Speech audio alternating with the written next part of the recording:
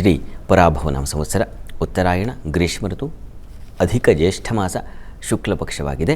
ಈ ದಿವಸ ಸೋಮವಾರವಾಗಿರತಕ್ಕಂಥದ್ದು, ದ್ವಿತೀಯ ತಿಥಿ, ರೋಹಿಣಿ ನಕ್ಷತ್ರ. ಈ ದಿವಸ ನಾವು ನಿನ್ನೆಯಿಂದ ಅಧಿಕ ಮಾಸ, ಅಧಿಕ ಜ್ಯೇಷ್ಠ ಮಾಸದಲ್ಲಿ ನಾವು ಇದ್ದೀವಿ.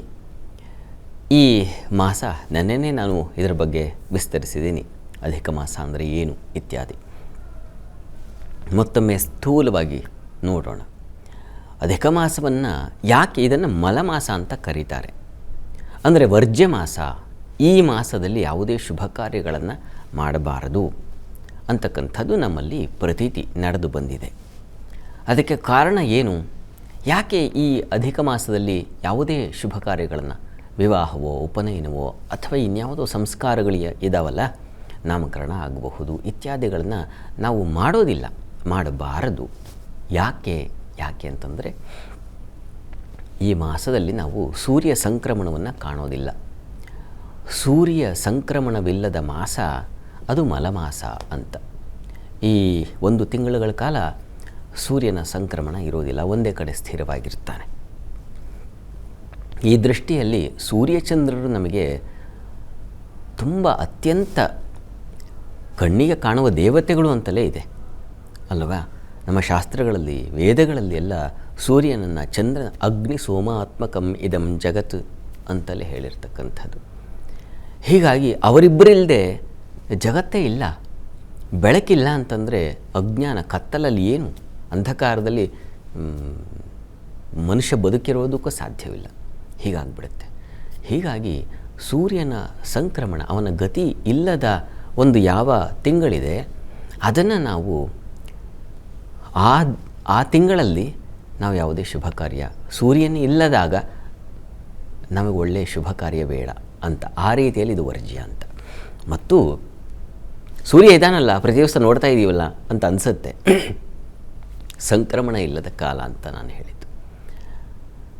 ಮತ್ತೊಂದು, ನಮ್ಮ ಹಬ್ಬ ಹರಿದಿನಗಳಿಗೆ ಈ ಸೂರ್ಯ ಚಂದ್ರರ ಏನು ಗತಿ ಇದೆ, ನಾವು ಚಂದ್ರನ ಗತಿಯ ಮೇಲೆ, ಚಂದ್ರನ ನಡಿಗೆಯ ಮೇಲೆ ನಾವು ತಿಥಿಗಳನ್ನು ಗುರುತಿಸ್ತಕ್ಕಂಥದ್ದು. ಪ್ರತಿ ದಿವಸ ನಾವು ನೋಡ್ತೀವಲ್ಲ, ಈ ದಿವಸ ಪ್ರತಿಪತ್ತಿ, ಈ ದಿವಸ ದ್ವಿತೀಯ, ತೃತೀಯ, ಹೀಗೆ ಗಮನಿಸ್ತೀವಲ್ಲ. ಈ ದಿವಸ ದ್ವಿತೀಯ ಅಂದರೆ ಎರಡನೇ ದಿವಸ, ಚಾಂದ್ರಮಾಸ ಎರಡನೇ ದಿವಸದಲ್ಲಿ ಇದ್ದೀವಿ ಅಂತ. ಹೀಗೆ ಚಂದ್ರನ ಗತಿ ಏನಿದೆ ಇದು ಒಂದು ವರ್ಷದ ಆಗುವ ವೇಳೆಗೆ ನಮ್ಮ ಚಂದ್ರನಿಗೂ ಸೂರ್ಯನ ನಡೆಗೂ ಸ್ವಲ್ಪ ವ್ಯತ್ಯಾಸ ಇರುತ್ತೆ. ಸೂರ್ಯನಿಗೆ 365 ದಿನ ತಗೊಳುತ್ತೆ, ಚಂದ್ರನಿಗೆ 354, ಸ್ವಲ್ಪ ಒಂದು 15 ಘಟಿ ಚಿಲ್ಲರೆ ಏನೋ ಬರುತ್ತೆ. ಒಂದು 11 ದಿವಸ ವ್ಯತ್ಯಾಸ ಇರುತ್ತೆ ಚಂದ್ರನ ಗಣನೆಗೂ ಸೂರ್ಯನ ಗಣನೆಗೂ. ಹೀಗಾಗಿ ಇವೆರಡನ್ನು ಸಮನ್ವಯ ಮಾಡಲಿಕ್ಕೆ ಅಧಿಕ ಮಾಸ ಅಂತ ಒಂದು ಮಾಸವನ್ನು ಮಾಡಿಟ್ಟಿದ್ದಾರೆ ಹಿಂದಿನವರು, ವಿಜ್ಞಾನಿಗಳು, ನಮ್ಮ ಋಷಿ ವಿಜ್ಞಾನಿಗಳು. ಸೂರ್ಯ ಬರಬರ ಮುಂದೆ ಹೋಗ್ತಾ ಇದ್ದರೆ, ಚಂದ್ರ ತುಂಬ ಹಿಂದೆ ಉಳಿದು ಬಿಟ್ಟರೆ, ಮತ್ತು ನಾವು ತಿಥಿ ಸಂಕಲ್ಪ ಮಾಡುವಾಗ ವಸಂತ ಮಾಸ ಅಂತಿದ್ದರೆ ಸೂರ್ಯ ಆಗಲೇ ಗ್ರೀಷ್ಮ ಮಾಸದಲ್ಲಿ ಇರ್ತಾನೆ. ಹೀಗೆ ಆಗಬಾರ್ದಲ್ವ, ಪ್ರಕೃತಿ ವ್ಯತ್ಯಾಸ ಆಗಬಾರ್ದು. ನಾವು ಪ್ರತಿ ದಿವಸ ಕಾಣಲಿಕ್ಕೂ ನಮ್ಮ ಪ್ರಕೃತಿಗೂ ಸಮನ್ವಯ ಮಾಡಿಕೊಳ್ಬೇಕು. ಆ ದೃಷ್ಟಿಯಲ್ಲಿ ಇದು ಅಧಿಕ ಮಾಸ ಅಂತ. ಇದು 33 ತಿಂಗಳಿಗೆ ಒಂದು ಸಲ ಅಧಿಕ ಹೆಚ್ಚಾಗಿ ಬರ್ತದೆ. ಅದು ಸೂರ್ಯನ ನಡಿಗೆ ಮತ್ತು ಚಂದ್ರನ ನಡಿಗೆ ಇವೆರಡನ್ನ ಸಮನ್ವಯ ಮಾಡಿಕೊಂಡು ಕಾಲ, ಈಗ ಗ್ರೀಷ್ಮ ಋತು ಅಂತಂದರೆ ಗ್ರೀಷ್ಮ ಋತುವೇ, ಹೊರಗಡೆ ಎಲ್ಲ ಬಿಸಿಲು ಝಳ ಜಾಸ್ತಿ ಇರುತ್ತೆ. ಹಾಗಾಗಿ ಇದನ್ನು ಗ್ರೀಷ್ಮ ಅಂತಂದರೆ ಏನು, ಅದೇ ತಾನೆ, ಆ ಪ್ರಖರವಾದ ತೇಜಸ್ಸು, ಅಗ್ನಿ ತೇಜಸ್ಸು ಬೆಳಗತಕ್ಕಂಥದಕ್ಕೆ ಗ್ರೀಷ್ಮ ಅಂತ. ಹೀಗಾಗಿ ಇದು ಬೇಸಿಗೆ ಇನ್ನೂ ಮುಗಿದಿಲ್ಲ ಅನ್ನೋದನ್ನು ಸೂಚಿಸಲಿಕ್ಕೆ 33 ತಿಂಗಳು ಆದ ತಕ್ಷಣ ಏನಾಗುತ್ತೆ, ಮತ್ತೆ ಸ್ವಲ್ಪ ಹಿಂದೆ ಉಳಿದು ಬಿಟ್ಟರೆ ಸಂಕಲ್ಪದಲ್ಲಿ ನಾವು ವಸಂತ ಮಾಸದಲ್ಲಿ ಇರ್ತೀವಿ, ವಸ್ತುತಃ ಗ್ರೀಷ್ಮ ಬಂದುಬಿಟ್ಟಿರುತ್ತೆ. ಈಗಾಗಲೇ ಸ್ವಲ್ಪ ವ್ಯತ್ಯಾಸ ಆಗಿಬಿಟ್ಟಿದೆ. 1500 ವರ್ಷಗಳ ಹಿಂದೆ ವರಾಹಮಿಹಿರು ಒಂದು ಇದನ್ನೆಲ್ಲ ಗುರುತಿಸಿ ಒಂದು ಕಾಲ ಹೀಗಿದೆ ಅಂತ ಒಂದು ಹೊಸ ಪದ್ಧತಿಯನ್ನು ಹಾಕ್ಕೊಟ್ಟಿದ್ದರು.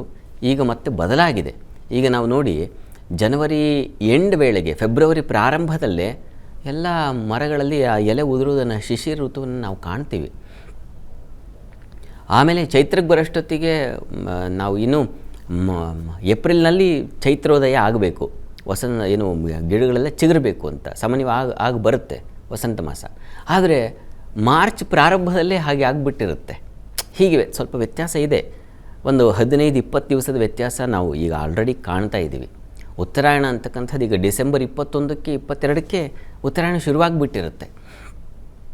ಇದನ್ನು ಸಮನ್ವಯ ಮಾಡಲಿಕ್ಕೆ ಇನ್ನೊಬ್ಬ ಮಹರ್ಷಿ ಬರಬೇಕು, ಅದು ಯಾವಾಗಲೂ ಗೊತ್ತಿಲ್ಲ, ನೋಡೋಣ, ಕಾಯಬೇಕು, ಭಗವಂತ ಕೃಪೆ ಮಾಡಬೇಕು ಅದಕ್ಕೆ. ಇಲ್ಲಿ ಅಂತೂ ಈ ಕಾಲವನ್ನು ಸಮನ್ವಯ ಮಾಡಿಕೊಳ್ಳಿಕ್ಕೆ ಇರ್ತಕ್ಕಂಥ ಒಂದು ಸಾಧನವಾಗಿದೆ ಅಧಿಕ ಮಾಸ ಅಂತಕ್ಕಂಥದ್ದು. ಈ ಮಾಸದಲ್ಲಿ, ಅಧಿಕ ಮಾಸದಲ್ಲಿ ವಸ್ತುತಃ ದಾನಾದಿಗಳನ್ನು ಮಾಡಬೇಕು ಅಂತಿದೆ. ಅಪೂಪ ದಾನ 33 ಬಗೆಯ ವಸ್ತುಗಳನ್ನು ಅಥವಾ 33 ಅಪೂಪಗಳನ್ನು ಅದನ್ನು ಭಗವಂತನಿಗೆ ಪುರುಷೋತ್ತಮ ಮಾಸ ಅಂತ, ಬಹಳ ಹಿಂದೆ ಇದನ್ನು ಮಲಮಾಸ ಅಂತ, ಇದರಲ್ಲಿ ಯಾವುದೇ ಕಾರ್ಯಗಳನ್ನು ಮಾಡಬಾರ್ದು ಅಂತ ಇದನ್ನು ವರ್ಜ್ಯ, ಇದನ್ನು ಎತ್ತಿಟ್ಬಿಟ್ಟಿದ್ರು. ಆಮೇಲೆ ಈ ಮಾಸ ತಪಸ್ಸು ಮಾಡಿ ವಿಷ್ಣುವನ್ನು ಕುರಿತು, ಏನಿದು ಅಧಿಕ ಮಾಸ ಅಂತಂದರೆ ನನ್ನನ್ನು ಇಷ್ಟು ವರ್ಜ್ಯ ಮಾಡ್ತಾ, ಇಷ್ಟು ತಿರಸ್ಕಾರ ಮಾಡ್ತಾ ಇದ್ದಾರಲ್ಲ, ನನಗೆ ಪರಿಗಣನೆ ಇಲ್ಲದಾಗ ಆಗಿದೆಯಲ್ಲ, ಏನಿದು ಅಂತ ಹೇಳಿದಾಗ ಮಹಾವಿಷ್ಣು ಯೋಚನೆ ಮಾಡಬೇಡ, ಈ ಅಧಿಕ ಮಾಸವನ್ನು ಪುರುಷೋತ್ತಮ ಮಾಸ ಅಂತ ಕರೆಯಲಾಗುತ್ತೆ ಇನ್ನು ಮುಂದೆ ಅಂತ ಹೇಳ್ದ. ಆಗಿನಿಂದ ಅಧಿಕ ಮಾಸ ಅನ್ನೋದಿಲ್ಲ, ಪುರುಷೋತ್ತಮ ಮಾಸ. ಅಧಿಕ ಮಾಸ ಅನ್ನೋದು ಚಾಲ್ತಿಯಲ್ಲಿದೆ, ಆದರೆ ಅದಕ್ಕೆ ಪುರುಷೋತ್ತಮ ಮಾಸ ಅಂತಕ್ಕಂಥ ಹೆಸರು ಬಂದಿದೆ. ಹೀಗಾಗಿ ವಿಷ್ಣುವಿಗೆ ಅಪೂಪ ಸಜ್ಜಪ್ಪ ಅಂತೀವಲ್ಲ, ಅದನ್ನು ನೈವೇದ್ಯ ಮಾಡಿ, ಅದರಲ್ಲಿ ಛಿದ್ರಗಳಿರಬೇಕಂತೆ, ಹಲವು 33 ಛಿದ್ರಗಳಿರಬೇಕು ಅಂತ. ಅದು 33 ಛಿದ್ರಗಳಿದ್ದರೆ 33 ಸಹಸ್ರ ವರ್ಷಗಳ ಕಾಲ ಅವನು ವಿಷ್ಣುವಿನ ಸನ್ನಿಧಾನದಲ್ಲಿ ಇರ್ತಾನೆ, ಅಂಥ ವಸ್ತುವನ್ನು ದಾನ ಮಾಡಿದಂಥವನು ಅಂತೆಲ್ಲ ಪುರಾಣಗಳು ಹೇಳುತ್ತೆ. ಈ ಎಲ್ಲ ಆಚರಣೆಗಳ ಸತ್ವ ಏನು, ಸಾರ ಏನು ಅಂತಂದರೆ, ಅದು ವರ್ಜ್ಯ ಮಾಸವಾಗಿರಲಿ ಅಥವಾ ನಾವು ಆಚರಣೆ ಮಾಡ್ತಕ್ಕಂಥ ನಿಜವಾದ ಮಾಸಗಳೇ ಆಗಿರಲಿ, ಎಲ್ಲ ಕಾಲದಲ್ಲೂ ಭಗವಂತನ ಆರಾಧನೆಯ ಹೊರತಾದ ಕಾಲ ನಮಗಿಲ್ಲ. ಅವನನ್ನು ಮಿಸ್ ಮಾಡಿಕೊಂಡ ಸಮಯ ಇಲ್ಲ ಅನ್ನೋದು ಬಹಳ ಮುಖ್ಯ. ಹೀಗಾಗಿ ಅಧಿಕ ಮಾಸದಲ್ಲಿ ಇನ್ನೂ ಯಥೇಚ್ಛವಾಗಿ ಅಧಿಕಸ್ಯ ಅಧಿಕಂ ಫಲಂ ಅಂತ. ಹೀಗಾಗಿ ಈಗ ಮಾಡಿದ ಪೂಜೆ, ಈಗ ಮಾಡಿದ ದಾನ, ಈಗ ಮಾಡಿದ ಪ್ರಾರ್ಥನೆ, ಈ ಕಾಲದಲ್ಲಿ ನೀವು ನೆರವೇರಿಸಿದ ಅನುಷ್ಠಾನಗಳಿಗೆಲ್ಲ ದುಪ್ಪಟ್ಟಾದ ಫಲ ಇದೆ. ಈ ಕಾರಣದಿಂದ ಅಧಿಕ ಮಾಸದಲ್ಲಿ ನಾವು ವಿಷ್ಣುವಿನ ಆರಾಧನೆಯನ್ನು ಮಾಡ್ತಕ್ಕಂಥದ್ದು. ಇಷ್ಟ ದೇವತಾರಾಧನೆ. ವಿಷ್ಣು ಎಲ್ಲಿಲ್ಲ? ಹನುಮಂತನಲ್ಲಿ ವಿಷ್ಣುವನ್ನು ಕಾಣಲಿಕ್ಕಾಗಲ್ವ? ಶಿವನಲ್ಲಿ ವಿಷ್ಣು ಇಲ್ವಾ? ಅವನು ಹರಿಹರ ಸ್ವರೂಪ ಅಲ್ವಾ? ಅರ್ಧ ಶರೀರ ಪಾರ್ವತಿಗಿನ ಮುಂಚೆ ವಿಷ್ಣುವಿಗೆ ಕೊಟ್ಟಂಥವನು. ಹೀಗಾಗಿ ಎಲ್ಲ ಕಡೆಯಲ್ಲೂ ಕಾಣಬಹುದು. ಯಾವ ದೇವತೆಯಲ್ಲಿ ನಮಗೆ ಮೇಲ್ನೋಟಕ್ಕದ ವ್ಯತ್ಯಾಸವಿದೆ, ವಸ್ತುತಃ ಬ್ರಹ್ಮಶಕ್ತಿ ಅದು.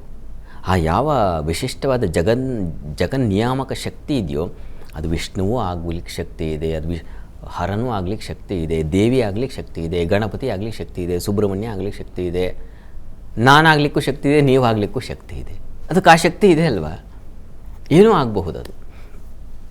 ಇಂಥ ಯಾವ ವಿಶೇಷವಾದ ಶಕ್ತಿ ಇದೆ ಅದನ್ನು ದೇವಿ ಅಂತ ಕೆಲವರು ಕರೀತಾರೆ, ಅದನ್ನು ವಿಷ್ಣು ಅಂತ ಕೆಲವರು ಕರೀತಾರೆ, ಹರ ಅಂತ ಕೆಲವರು ಕರೀತಾರೆ. ಹೇಗಾದರೂ ಕರೀಲಿ, ಅಂತೂ ಆ ಆರಾಧನೆ ಮಾಡೋದರಿಂದಾಗಿ ಅವನ ಕೃಪೆ ಹೇಗೋ ಒಂದು ರೀತಿಯಲ್ಲಿ ಆಗುತ್ತೆ.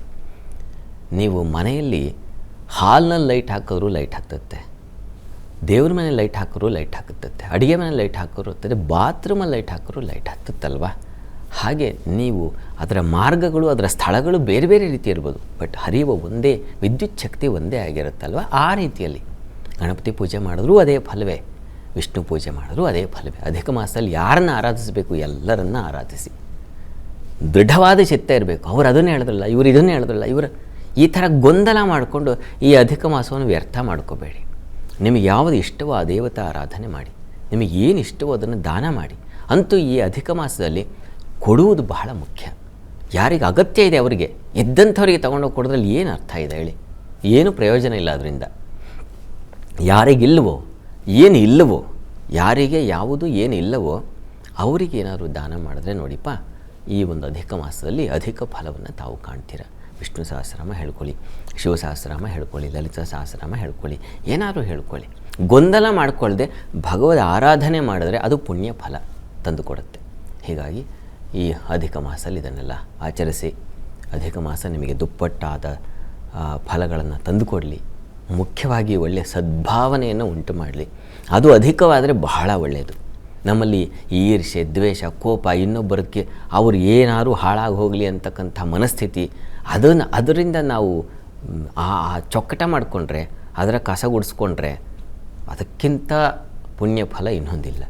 ಈ ಅಧಿಕ ಮಾಸದಲ್ಲಿ ನಮಗೆ ಅಧಿಕವಾಗಿ ಸೇರ್ಪಡೆಯಾಗಿರ್ತಕ್ಕಂಥ ಕೊಬ್ಬು, ಬೇಡದೇ ಇರೋ ಏನು ಆಲೋಚನೆಗಳು, ಕೆಟ್ಟ ಆಲೋಚನೆ, ದುರಾಲೋಚನೆ ಇದೆಲ್ಲ ಇದೆಯಲ್ಲ, ಈ ಅಧಿಕವಾಗಿರ್ತಕ್ಕಂಥ ಈ ದುಷ್ಟತನ ನಿವಾರಣೆಯಾಗಿ ಅದು ಸಮನ್ವಯವಾಗಲಿ, ನಮ್ಮ ಬದುಕಿಗೆ ಅಂತ ಪರಮಾತ್ಮನಲ್ಲಿ ಪ್ರಾರ್ಥನೆ ಮಾಡೋಣ. ಒಳ್ಳೆಯದಾಗಲಿ.